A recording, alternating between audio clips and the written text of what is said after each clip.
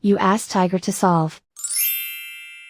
This deals with linear equations with one unknown. The final result is x equals 32. Let's solve it step by step. Group all constants on the right side of the equation. Subtract 12 from both sides. Group like terms. Simplify the arithmetic.